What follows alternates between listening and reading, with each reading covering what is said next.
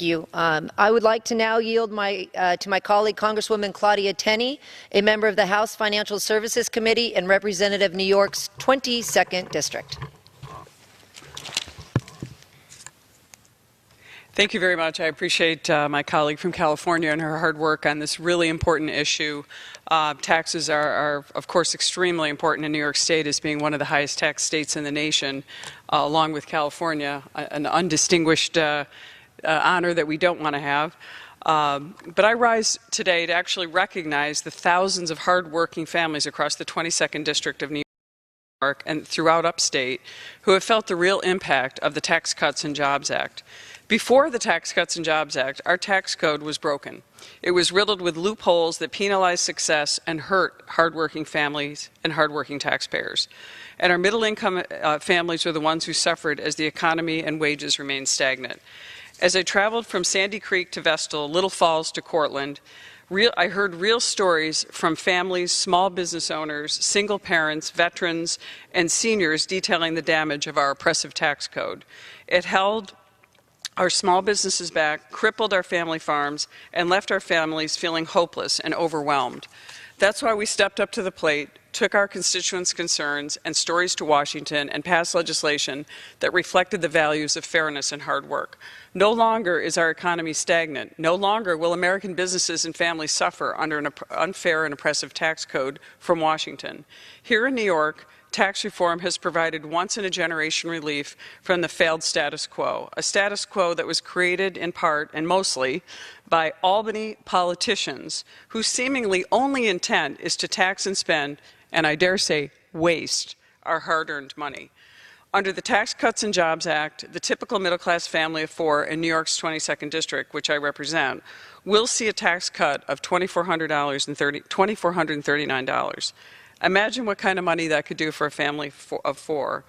Now families will have the opportunity and means to save for college, plan for the future, invest in their retirement, and provide their children with increased educational opportunities. Families know how to spend their resources much better than the federal government. That's why we're putting real money back in the pockets of hardworking families, money they earned and money they deserve to keep. Throughout the debate on tax reform, I, along with my fellow colleagues from New York, fought an uphill battle to conclude provisions facing elimination that are vital to seniors, single parents, struggling families, and overly burdened job creators. One of the key provisions that we New Yorkers fought tirelessly to include is the state and local tax deduction, or as you heard often, the SALT deduction. I'd like to thank Chairman Brady and everyone on the Ways and Means Committee for understanding the importance of this deduction and what it means to my constituents. As a result of our advocacy, nearly all of my constituents in the 22nd District will be able to continue to claim a SALT deduction. It's also flexible, which means it can be used for property sales or income tax and not just restricted to local tax. In the 22nd District, 99% of itemizers deduct less than $10,000 in property taxes. This provision will cover the overwhelming number of property owners who own homes of less than $450,000 in value, which is a very nice home in my district. A little different than in the coastal areas and sometimes you'll see in southern tier of New York. The reason the SALT deduction matters stems from Albany politicians who have no regard for the taxpayers they represent. For example, all 8 of the counties that I represent are in the top 36 highest property tax rates compared to home value nationwide per county. This bill provides relief on the federal level while finally taking a step to encourage fiscal responsibility from Albany. I've always put the taxpayers I represent first, and it's long past time for politicians in Albany to do the same, and we are hoping that this bill will incentivize them to do that to help our taxpayers. The benefits from the Tax Cuts and Jobs Act do not stop there. Earlier this year, I heard from Frank Suits.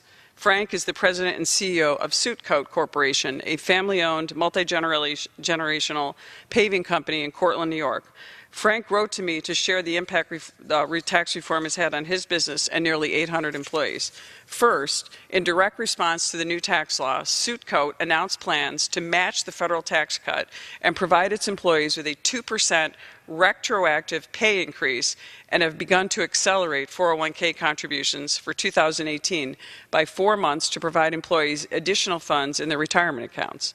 Our goal in passing the Tax Cuts and Jobs Act was to deliver this type of relief to hardworking families like those employed by Suitcoat, and it was an honor for me to actually go to Suitcoat and meet with the employees and hear from them firsthand just how great their benefits were from the Tax Cuts and Jobs Act. We also heard that MBT Bank, a local bank in my region, with dozens of locations throughout the 22nd District, have used tax reform to invest in its employees. MBT decided to raise the starting hourly rate of pay from $11 to $15 an hour without a mandate coming from the government, merely because of the benefits from tax reform. Employees earning $50,000 or less will receive a permanent minimum increase of 5% this year. Another great little business in my community, fairly new, started by a young guy, A&P Master Images, LLC in Utica, a small business, small printing business, has hired another full-time graphic designer and is now weighing the options of either putting on, in addition to its building in the city of Utica. Howard Potter, CEO of A&P Masters, said with everyone's increase in pay, he can already see a morale boost coming from his employees. He said the end of the year tax relief for businesses will help them afford to be more aggressive with investing in their growth, to build or buy or hire more staff and buy more equipment. While these companies are based in the 22nd District, there are dozens of other companies with branches in my district that are reaping the benefits of tax reform. For example, CVS is increasing its wages for hourly employees from $9 to $11 an hour. Home Depot, with a location right next to my New Hartford office, is giving employees a bonus of up to $1,000, with the chairman and CEO of the company stating it was directly made possible by the tax reform bill. Lowe's and Walmart are also giving back to their employees as a direct result of the Tax Cuts and Jobs Act.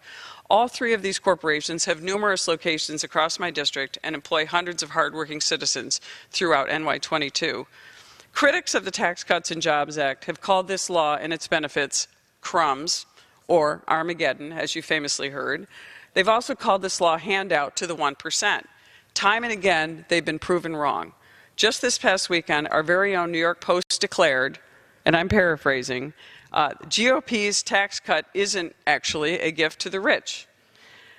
They come to that conclusion from an analysis done by the nonpartisan Tax Policy Center, who found that the top 20% of wage earners will pay 87% of all federal income taxes in 2018, up from 84% last year. Additionally, the analysis found that most families earning under $50,000 a year will pay almost no federal income taxes at all, and many will see a refund. This does not sound like middle-class Armageddon to me, Madam Speaker or Mr. Speaker. These benefits certainly do not sound like crumbs. This is money that can be used to get ahead on car payments, to pay rent, to pay mortgages, so much more that everyday Americans struggle with in a tough economy. Businesses like the ones I mentioned are proof that providing desperately needed relief from the federal side for the failed tax and spend status quo that we see in New York is the most effective way to improve the lives of Americans. I want to just thank the gentlelady from California for advocacy on this and for asking us to join.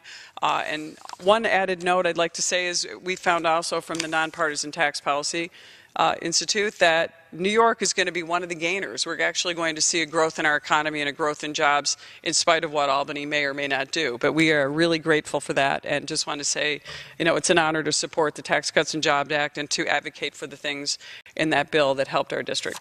Thank you. I yield back.